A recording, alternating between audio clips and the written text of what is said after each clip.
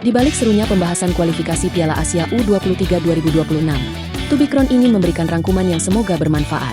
Timnas Indonesia U23 yang biasa disebut Garuda Muda baru saja dikalahkan Korea Selatan U23 1-0 di Stadion Gelora Delta, Sidoarjo. Tapi hari ini, kita tidak hanya bicara soal gol. Di video ini kita bahas beberapa sorotan utama tentang Garuda Muda. Lebih jelas, ayo kita saksikan video ini yang kami buat untuk para pecinta sepak bola dan pemain usia dini di Indonesia. Rangkuman perkembangan Timnas Indonesia U23 terlihat ketika melawan Korea Selatan di Piala Asia U23 tahun 2026. Walaupun Indonesia dikalahkan 1-0 oleh Timnas Korea Selatan. Berapa hal yang bisa kita berikan kepada para pecinta sepak bola dan pemain usia dini di Indonesia? Sorotan utama pada penampilan Timnas Indonesia U23 yang agresif di awal. Tampil malah kebobolan lebih dulu. Penjaga gawang yang menjadi tembok tangguh. Pelatih Gerald van den Burg berhasil membuat eksperimen yang menjanjikan. Dia juga berhasil melatih possession football pada Garuda Muda, strategi dan pembangunan tim yang cepat berkembang. Walau masih diperlukan pemain berkualitas untuk menghadapi laga internasional sekelas Piala Asia dan lainnya. Pertanyaan, apakah pelatih Gerald van den Burg perlu diganti? Ikuti terus di akun YouTube Tubikron. Start agresif, tapi tertinggal cepat. Ketika peluit pertama dibunyikan, bukan hanya pertandingan yang dimulai, tapi juga harapan jutaan rakyat Indonesia. Garuda Muda melangkah ke lapangan bukan sebagai tim yang ingin bertahan. Mereka datang untuk menyerang. Untuk membuktikan bahwa kita tak lagi hanya jadi penonton sejarah, tapi penulisnya. Baru 30 detik berjalan, Indonesia langsung menggempur. Serangan cepat Indonesia, peluang awal terjadi. Umpan terobosan dari sayap kanan langsung dikirimkan. Disambut lari eksplosif para penyerang Indonesia. Satu sentuhan, dua langkah, dan nyaris, bola hanya beberapa inci dari menjadi gol pembuka. Korea Selatan terkejut. Mereka tak menyangka tim yang mereka anggap underdog justru tampil seperti singa lapar. Tapi sepak bola bukan hanya soal niat. Di menit ke-6, satu kesalahan kecil di lini belakang cukup untuk membuka celah. Hwang Du-yun, striker Korea, memanfaatkan momen itu dengan dingin. Satu tembakan, satu gol, Indonesia tertinggal, dan stadion pun terdiam sejenak. Namun di balik ketertinggalan, muncul sosok yang tak gentar, Tjahja Supriyadi. Kiper muda ini tampil seperti veteran. Refleksnya tajam, keberaniannya luar biasa. 8 kali ia menyelamatkan gawang dari ancaman nyata. Ia bukan sekadar penjaga gawang, ia adalah penjaga harapan. Di sisi lapangan, pelatih Gerald van den Burg tak tinggal diam. Ia membaca permainan, mengubah strategi, dan mempercayakan duet baru, Dion dan Kadek Arel. Meski belum sempurna, kombinasi ini menunjukkan bahwa Indonesia punya masa depan di lini belakang. Seiring waktu berjalan, Indonesia mulai menguasai bola. Build up dari belakang, pergerakan antar lini, dan penguasaan bola yang semakin matang. Ini bukan lagi tim yang hanya mengandalkan semangat. Ini tim yang mulai memahami taktik, mulai bermain dengan kepala, bukan hanya hati. Meski skor akhir tak berpihak, perjuangan Garuda Muda malam itu adalah bukti bahwa kita sedang membangun sesuatu. Sesuatu yang lebih besar dari sekadar kemenangan. Kita sedang membangun karakter, mental juara, dan fondasi masa depan. Karena dalam sepak bola, seperti dalam hidup, kadang kita harus tertinggal dulu untuk belajar bagaimana bangkit lebih kuat. Ikuti sorotan aksi Tjahja Supriyadi di akun YouTube Tubikron. Tjahja Supriyadi, tembok terakhir yang tangguh. Di tengah tekanan, di antara sorotan ribuan pasang mata, berdirilah satu sosok yang tak gentar. Tjahja Supriyadi, bukan hanya kiper, tapi penjaga harapan. Tembok terakhir yang menolak runtuh. Menit ke-12, Korea Selatan kembali menyerang. 1-2 cepat, tembakan keras dari dalam kotak penalti. Tapi Tjahja terbang, menepis bola dengan ujung jari. Penyelamatan pertama, dan bukan yang terakhir. 8 kali, ya, 8 kali Tjahja menyelamatkan gawang dari ancaman nyata. Refleksnya bukan hanya cepat, tapi penuh keyakinan. Seolah ia berkata, selama aku di sini, kalian tak akan mudah menang. Dan bukan hanya soal teknik, Tjahja menunjukkan kepemimpinan. Ia berteriak, mengatur barisan belakang, memberi semangat. Di usia muda, ia sudah punya aura pemimpin. Sosok yang bisa diandalkan, bukan hanya ditugaskan. Menit ke-78, Korea hampir menggandakan skor. Sundulan keras dari jarak dekat. Tapi Tjahja lagi-lagi terbang, menepis bola yang sudah hampir pasti gol. Stadion bergemuruh, penonton berdiri, nama Tjahja bergema. Di balik setiap penyelamatan, ada semangat Garuda Muda, ada harapan jutaan rakyat Indonesia. Dan Cahya menjawabnya dengan keberanian, dengan ketangguhan, dengan jiwa seorang pejuang. Di dunia sepak bola, kiper sering jadi pahlawan yang tak terlihat. Tapi malam itu, Cahya Supriyadi berdiri di tengah sorotan. Ia bukan hanya menyelamatkan bola, ia menyelamatkan semangat, ia menyelamatkan mimpi.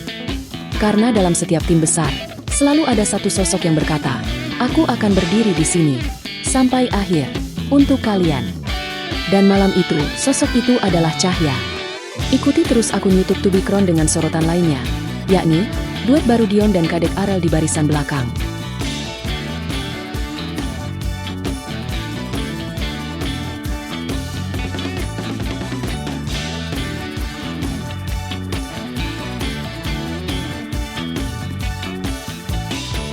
Duet Dion Kadek Arel, eksperimen yang menjanjikan.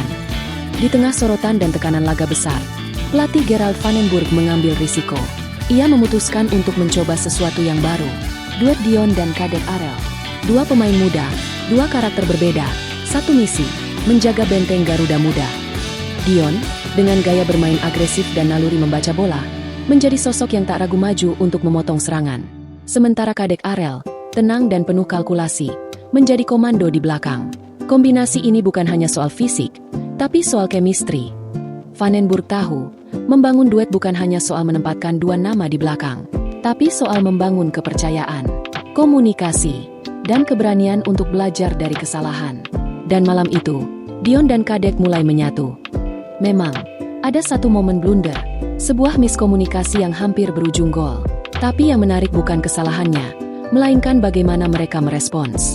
Kadek langsung memberi instruksi, Dion menyesuaikan posisi. Mereka belajar, mereka tumbuh. Menit ke-65, Korea menyerang lewat sisi kanan. Umpan silang tajam, tapi Dion memblok dengan timing sempurna. Kadek langsung mengatur transisi, dari pertahanan ke serangan, dari tekanan ke peluang. Duet ini belum sempurna, tapi justru di ketidaksempurnaan itulah harapan tumbuh. Karena sepak bola bukan hanya soal hasil, tapi proses. Dan proses ini menjanjikan. Di balik setiap eksperimen, ada keberanian. Dan malam itu, Van den Burg berani. Dion dan Kadek menjawab. Dengan kerja keras, dengan karakter, dengan semangat Garuda. Ikuti terus akun YouTube Tubikron dengan sorotan lainnya yakni possession football yang berhasil diwariskan oleh pelatih Gerald Van den Burg pada tim Garuda Muda. Bahkan sering menekan Korea Selatan U23, sehingga membuat mereka kewalahan serta kecapaian.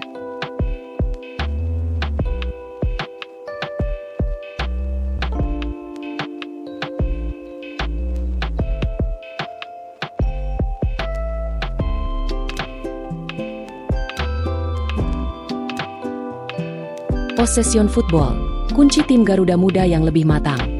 Possession football, kunci tim Garuda Muda yang lebih matang.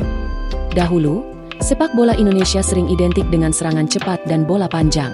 Tapi malam itu, Garuda Muda menunjukkan wajah baru, filosofi baru, possession football, sebuah pendekatan yang mengutamakan penguasaan bola, kesabaran, dan kedewasaan bermain.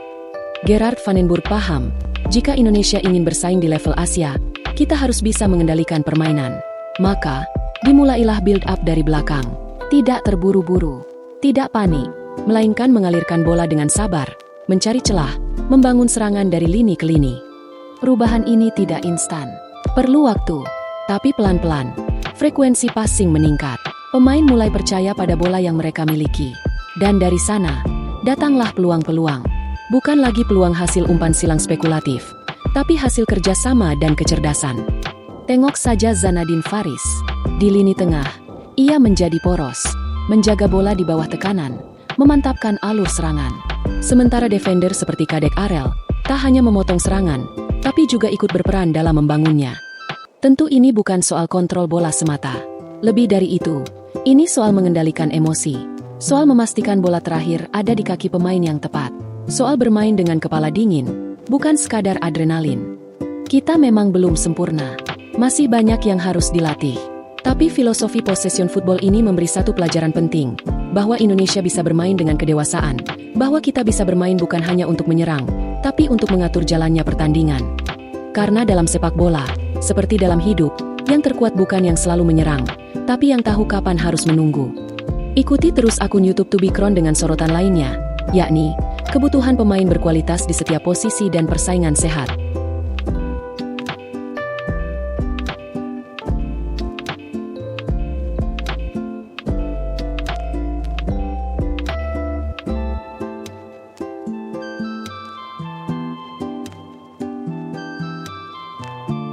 Kebutuhan pemain berkualitas di semua posisi persaingan sehat.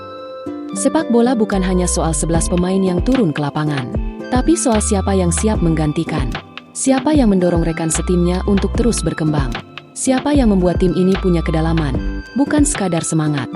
Indonesia U23 sudah menunjukkan nyali, tapi untuk bersaing di level Asia, kita butuh lebih dari itu. Kita butuh kualitas di setiap posisi, dari striker yang bisa mencetak gol di bawah tekanan, gelandang yang bisa mengatur tempo, bek yang tak mudah goyah, hingga kiper yang bisa jadi tembok terakhir. Dan bukan hanya soal siapa yang bermain, tapi siapa yang siap bersaing. Siapa yang membuat rekan setimnya merasa, kalau aku lengah, ada yang siap menggantikan. Persaingan sehat bukan ancaman, itu bahan bakar. Bahan bakar untuk berkembang. Gerard Van den Burg mulai membangun sistem itu. Ia mencoba kombinasi baru, memberi kesempatan pada pemain muda. Tapi ini baru permulaan. Kita butuh sistem yang mendorong kompetisi internal, yang membuat setiap pemain merasa, aku harus terus berkembang, karena tempatku tak dijamin. Dan untuk itu, jam bermain di Liga Indonesia jadi kunci. Pemain muda harus diberi panggung, bukan hanya jadi pelengkap, tapi jadi penentu. Karena kualitas tidak lahir dari latihan semata, tapi dari tekanan pertandingan nyata. Tim juara bukan dibentuk dari nama besar, tapi dari karakter, dari persaingan yang sehat, dari kedalaman yang siap diuji, dan dari semangat yang berkata, aku bukan satu-satunya, tapi aku akan jadi yang terbaik. Garuda Muda sedang dibentuk, bukan hanya untuk menang hari ini, tapi untuk bertahan, bersaing, dan menang di masa depan. Ikuti terus akun YouTube Tubikron dengan sorotan lainnya yakni, jam terbang di Liga Indonesia untuk para pemain Garuda Muda dan pertanyaan, apakah pelatih Gerard Van den Burg perlu diganti?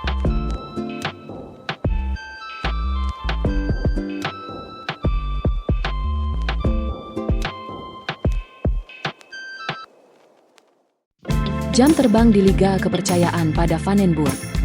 Di balik performa tim nasional, ada satu elemen yang sering terlupakan, jam terbang. Bukan hanya latihan, tapi menit bermain nyata, tekanan kompetisi, ritme pertandingan. Dan itu hanya bisa didapat di Liga. Pemain muda Indonesia butuh panggung, butuh kepercayaan dari klub. Bukan hanya jadi cadangan, tapi jadi bagian penting. Karena karakter tidak dibentuk di ruang ganti, tapi di lapangan. Di bawah sorotan, di tengah tekanan. Lalu muncul satu pertanyaan besar. Setelah melihat progres Garuda Muda, apakah pelatih Gerard Van den Burg perlu diganti? Tidak, jawabannya tegas. Tidak. Karena Van den Burg bukan sekadar pelatih. Ia adalah arsitek. Ia membangun fondasi. Ia mengubah cara berpikir. Ia menanamkan filosofi. Dan yang paling penting, ia datang saat tim ini sudah terlambat dibina oleh pelatih berkelas.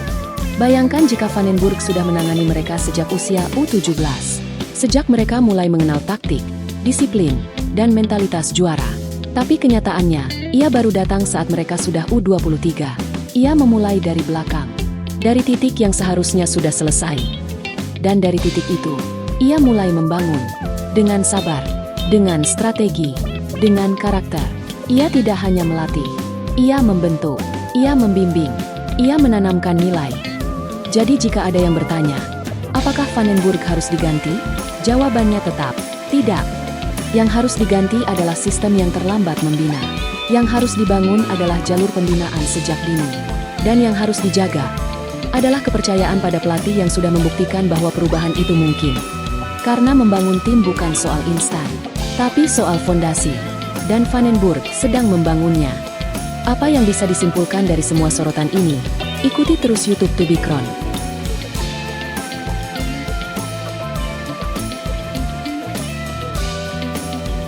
Dari kekalahan menuju kebangkitan. Kita kalah, tapi kita tidak hancur. Kita tertinggal, tapi kita tidak menyerah. Karena malam itu, di bawah sorotan stadion, Garuda Muda menunjukkan satu hal yang lebih penting dari skor, karakter. Gerard Van den Burg dan timnya tidak hanya melatih teknik, mereka membentuk mental. Mereka membangun pondasi, mereka menanamkan filosofi, dan meski hasil belum sempurna, Arah sudah jelas, Indonesia sedang bangkit. Duet baru, penyelamatan heroik, penguasaan bola yang mulai matang, semua itu bukan kebetulan. Itu buah dari proses, dari kerja keras, dari visi yang percaya bahwa sepak bola Indonesia bisa lebih dari sekadar semangat, tapi juga strategi dan karakter. Dan kita, sebagai bangsa, harus berdiri di belakang mereka, bukan hanya saat menang, tapi justru saat mereka belajar, saat mereka jatuh, karena dari kekalahan lahir kebangkitan. Garuda Muda memang belum sempurna, tapi jalan menuju prestasi itu sedang dibuka.